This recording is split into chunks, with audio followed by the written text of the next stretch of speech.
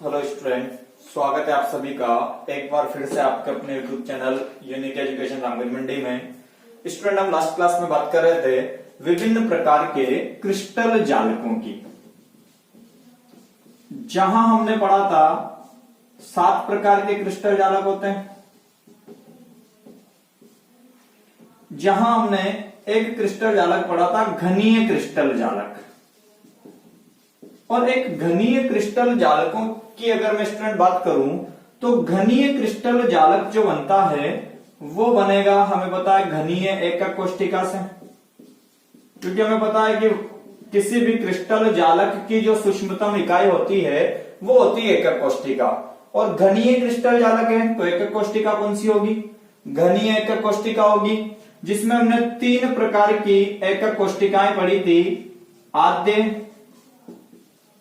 अंतः और स्ट्रैंड फलक केंद्रित। मतलब कुल मिलाकर मैं कह सकता हूं कि घनीय एकक कोष्ठिकाएं जो होती है स्ट्रैंड, वो 3 प्रकार की होती है, जिनके द्वारा किसका निर्माण संभव है?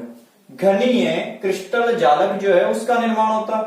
और एक घनीय क्रिस्टल जालक जो है उसमें उपस्थित, यदि हमें क्वेश्चन पूछ लिया जाए कि घनीय क्रिस्टल जालक में घनीय एकक कोष्ठिका जो है, इस घनीय एकक कोष्ठिका में परमाणुओं की संख्या कितनी होगी? तो सामान्यतः जो हम जानते हैं कि एक घनीय एकक कोष्ठिका में जैसे आद्य हैं, तो हमें पता है कि आद्य एकक कोष्ठिका में अवयव परमाणु केवल कोनों पर होते हैं। तो हमारे दिमाग में क्या आएगा कि एक घनीय एकक कोष्ठिका में जो आद्य एकक कोष्ठिका है उसमें परमाणुओं की संख्या कितनी होगी? 8 होगी, जो वास्तव में सही नहीं है। मतलब हम ये नहीं कह सकते हैं, क्योंकि वास्तव में हमें जो दिख रहा कि इसमें अवयव परमाणु 8 है, वो 8 अवयव परमाणु जो है वो इस एकक कोष्ठिका का हिस्सा नहीं है। क्यों मैं ऐसा कह रहा हूं? तो हम इसके अकॉर्डिंग कह सकते हैं कि एक घनीय क्रिस्टल जालक जो है उसमें प्रत्येक एकक कोष्ठिका 8 अन्य एकक कोष्ठिकाओं से जुड़ी होती है। जैसे अगर मैं मान लो यहां घनीय क्रिस्टल जालक बनाऊं, इस घनीय क्रिस्टल जालक की यदि प्रवृत्ति की हम बात करें, ये पहले भी हमने परिभाषित किया था, एक घनीय क्रिस्टल,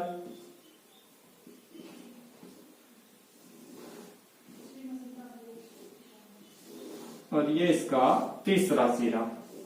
तो यहां हम देख सकते हैं कि घनीय क्रिस्टल जालक जो है वो 8 अन्य एकक कोष्ठिकाओं से मिलकर बना हुआ है। यह कह सकता हूं कि प्रत्येक एकक कोष्ठिका जो है इसमें उपस्थित जो परमाणु है या एकक कोष्ठिका है वो 8 अन्य एकक कोष्ठिकाओं से जुड़ी हुई है। मतलब यदि मैं मान लो इस एकक कोष्ठिका को लूं, ये हमारे पास एक एकक कोष्ठिका मैंने ली है, मतलब एक घन यदि मैं परिभाषित करूं, ये वाला जो मैंने डार्क किया है, इस घन को यदि हम लें और इस घन के इस कोने पर स्थित यदि परमाणु को हम ध्यान से देखें, तो ये अवयव परमाणु इस एकक कोष्ठिका से भी जुड़ा हुआ है, इसके पीछे वाली एकक कोष्ठिका से भी जुड़ा हुआ है, इसके साइड वाली एकक कोष्ठिका से भी जुड़ा हुआ है, इसके आगे जो साइड में एकक कोष्ठिका है उससे भी जुड़ा हुआ है, और जो 4 ऊपर एकक कोष्ठिकाएं आ रही है उनसे भी जुड़ा हुआ है। मतलब मैं कह सकता हूं कि इस घनीय एकक कोष्ठिका के प्रत्येक कोने पर उपस्थित जो अवयव परमाणु है वो 8 अन्य एकक कोष्ठिकाओं से जुड़ा होता है। मतलब डायरेक्टली हम कह सकते हैं कि ये जो एक है वो 8 के हिस्से में जाएगा, और 8 के हिस्से में जाएगा तो इसके हिस्से में कितना आएगा? 1/8। मतलब इसके हिस्से में अगर हम बात करें तो कितना आएगा? 1/8। मतलब हम डायरेक्टली कह सकते हैं कि ऐसे अगर 8 परमाणु हैं एक एकक कोष्ठिका के कोने पर और प्रत्येक का हिस्सा कितना है? 1/8 इसके हिस्से में आ रहा है, तो टोटल कितना हुआ? 1 होगा। मतलब मैं डायरेक्टली कह सकता था कि आद्य एकक कोष्ठिका जो होती है उस आद्य एकक कोष्ठिका में कैसे हम परिभाषित करेंगे? आद्य एकक कोष्टिका में यदि परमाणुओं की संख्या पूछ ली जाए, परमाणुओं की संख्या, मतलब आद्य जो कौन सी है, आद्य घनीय एकक कोष्टिका हम कहेंगे में परमाणुओं की संख्या में यदि पूछ ली जाए तो हमें पता है कि आद्य एकक कोष्टिका में अवयव परमाणु केवल कहां स्थित होता है, कोनों पर।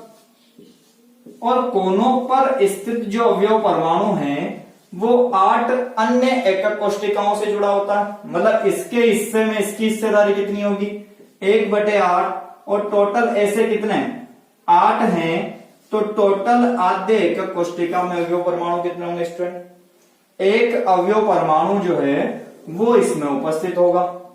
इसी प्रकार हमारे पास जो दूसरा आता है वो आता है फलक केंद्रित घनीय एकक कोष्टिका में यदि मैं परमाणुओं की संख्या की बात करूं, फलक केंद्रित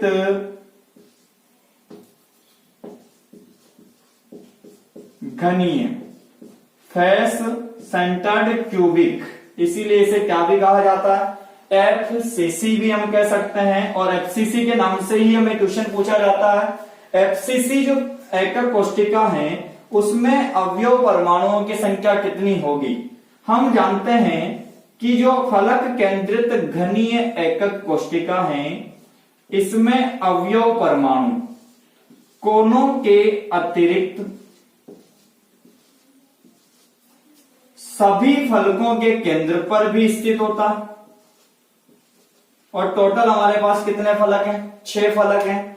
स्टूडेंट हमें पता है कि जो कोने पर स्थित अवयव परमाणु हैं उनकी संख्या तो हमारे पास अब कितनी आ गई, 1। इसी प्रकार हमारे पास 6 अवयव परमाणु जो है वो फलक के केंद्रों पर भी उपस्थित है। और हम जानते हैं कि अगर मैं एक फलक को किसी दीवार के सापेक्ष यदि देखूं तो हमें पता है कि अगर मान लो 2 कमरे हैं उनके बीच में एक दीवार है तो क्या वो दीवार उन दोनों कमरों में कॉमन होगी। तो मैं कह सकता हूं कि ये जो अवयव परमाणु हैं वो अवयव परमाणु 2 एकक कोष्टिकाओं में विभाजित होगा। मतलब ये जो जैसे अगर मान लो ये फर्श वाला हम ले या छत वाला ले लें तो हमें पता है एक छत के इस वाले कमरे में जिसमें हम खड़े हैं उसमें होगा और एक छत के ऊपर वाले हिस्से में जुड़ा होगा। मतलब इसकी हिस्सेदारी इस एकक कोष्टिका में कितनी होगी, 1/2, क्योंकि टोटल 1 है, 2 के साथ जुड़ा होगा तो इसके हिस्से में कितना आएगा, 1/2। ऐसे हमारे पास कितने 6 हैं तो 6 टोटल, एक की हिस्सेदारी 1/2 तो टोटल कितने हो गए 3। तो 3 तो हो गए हमारे पास टोटल परमाणु फलक के, 8 एक परमाणु हो गया हमारे पास कोने का। तो टोटल एफसीसी में अवयव परमाणुओं की संख्या कितनी होगी, 4। डायरेक्टली हम देख सकते हैं 8 कोनों पर स्थित 1/8 इंटू 8 कितना हो गया 1। 6 फलक हैं, प्रत्येक फलक में उपस्थित जो अवयव परमाणु है उसकी एक एकक कोष्टिका में हिस्सेदारी 1/2 है।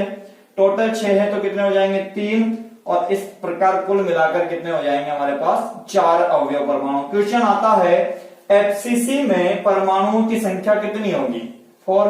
डायरेक्टली हम लिख सकते थे। इसी प्रकार तीसरी और लास्ट हमारे पास जो घनीय एकक कोष्टिका आती है वो आती है स्टूडेंट अंतः केंद्रित। अंतः को हम एक और शब्द से परिभाषित करेंगे काय केंद्रित घनीय एकक कोष्टिका जो होती है अंतः केंद्रित काय केंद्रित, इसे हम बोल सकते हैं BCC, body centred cubic. Body मतलब काया, अंतः मतलब क्या होता है बॉडी सेंटर्ड क्यूबिक में परमाणुओं की संख्या यदि हमें पूछी जाए तो हमें पता है कि अंतः केंद्रित घनीय एकक कोष्टिका जो होती है इस अंतः केंद्रित घनीय एकक कोष्टिका में अवयव परमाणु कोनों के अतिरिक्त कहां पर भी होता है, वो इस घन के केंद्र पर भी होगा। मान लो जिस कमरे में हम खड़े हैं इस कमरे का हमें केंद्र पूछा जाए तो यहां कहीं 3D में होगा, 3D में होगा मतलब इस घन के बीचों बीच सेंटर में मैं उसे मान सकता था। अब यदि इसमें अवयव परमाणुओं की हम बात करें, हमें पता है 8 अवयव परमाणु कोनों पर स्थित है, प्रत्येक परमाणु की इस एकक कोष्टिका में हिस्सेदारी कितनी है 1/8 और ऐसे टोटल कितने हैं 8, तो वो तो कितना हो गया 1। दूसरा, इस एकक कोष्टिका के केंद्र में भी एक अवयव परमाणु है, इसीलिए हम इसे क्या कह रहे हैं काय केंद्रित घनीय एकक कोष्टिका कह रहे हैं। मतलब वह एकक कोष्टिका जिसमें अवयव परमाणु कोनों के अतिरिक्त कहां पर भी हो, एकक कोष्टिका के केंद्र पर भी होता है, क्या कहलाती है काय केंद्रित घनीय एकक कोष्टिका कहलाती है। अब इसमें यदि अवयव परमाणु केंद्र में है तो हम परिभाषित कर सकते हैं कि इसमें अवयव परमाणु जो केंद्र में वो केवल इसी के हिस्से में आएगा। मतलब जो वस्तु इस कमरे के अंदर रखी हुई है वो केवल इसी का हिस्सा होगी। मतलब डायरेक्टली मैं कह सकता हूं कि ये अवयव परमाणु जो है वो पूरा का पूरा इसी के हिस्से में आएगा, इसलिए डायरेक्टली हम उसकी पूरे की हिस्सेदारी लिखेंगे। तो टोटल बीसीसी में अवयव परमाणु कितने हो जाएंगे, बीसीसी में अवयव परमाणुओं की संख्या होगी हमारे पास 2। मतलब डायरेक्टली अगर मैं कहूं तो आद्य जो है उसमें अवयव परमाणु होगा 1, एफसीसी में अवयव परमाणु होंगे 4 और बीसीसी में अवयव परमाणु कितने होंगे 2। ये हम यहां से डायरेक्टली समझ सकते थे। ठीक है स्टूडेंट, थैंक यू।